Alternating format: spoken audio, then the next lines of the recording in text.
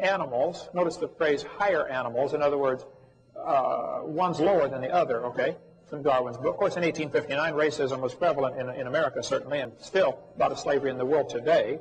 But slavery was common. Henry Fairfield Osborn, who testified at the Scopes Monkey Trial, 1925, Dayton, Tennessee, he was the curator at the American Museum of Natural History.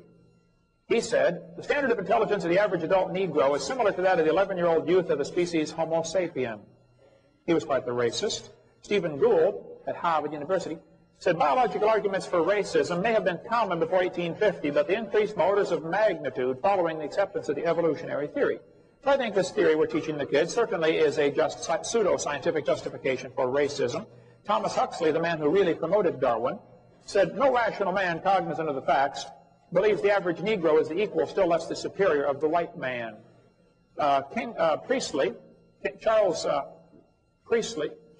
Kingsley, there it is, was the Anglican priest who said this, the black people of Australia, exactly the same race as the African Negro, cannot take in the gospel. Poor brutes in human shape, they must perish off the face of the earth. Kingsley is the fellow who really promoted Darwin and got people to accept him. Kingsley and Huxley were the two primary pushers and movers and shakers for Darwin's theory when it came out.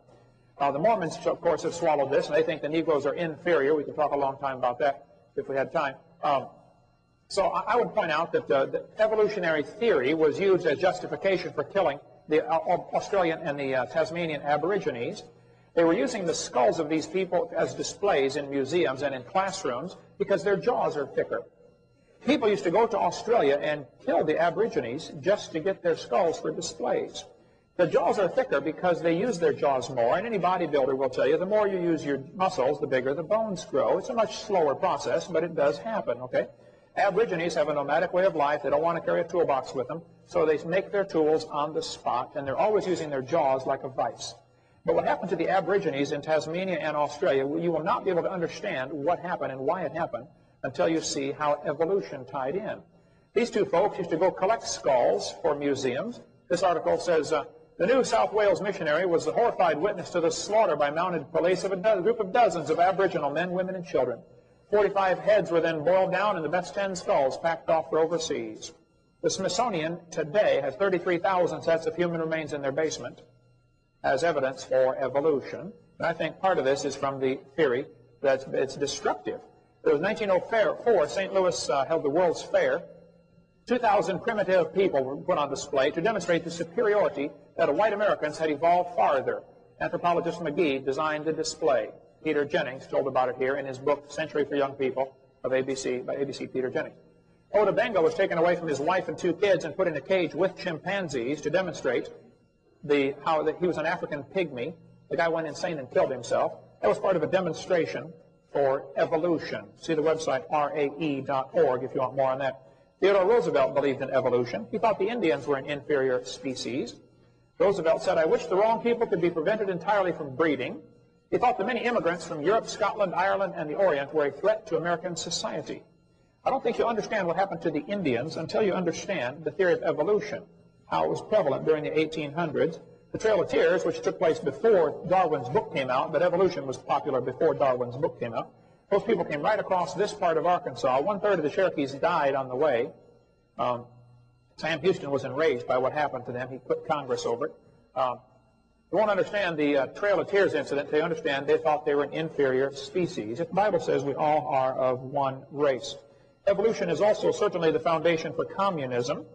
Communism is based on evolution theory 100%. The founder of the ACLU, the American Communist Lawyers Union, said communism is the goal. Karl Marx, the founder of communism, wrote a beautiful paper of how much he loved the Lord when he was 17, but he went off to college and a professor destroyed his faith in first year in college.